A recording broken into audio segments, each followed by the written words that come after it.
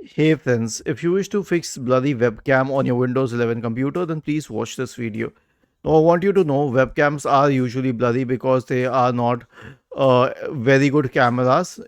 Might have to buy an external webcam, but we'll check other options first. So try cleaning the lens. If that doesn't help, then search for Device Manager in the Windows search bar and open Device Manager.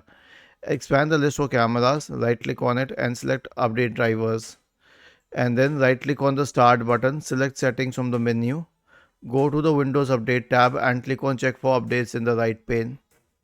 And then obviously the next option will be to buy a new webcam. So I prefer a Logitech, sorry, webcam. Now they have a huge range, so I won't suggest anyone. But we are using this. We are using the 1080 webcam, which costs around 12,000 rupees, or in the United States, it costs around $220. So you can choose accordingly. Was this helpful? If yes, then please subscribe to the channel.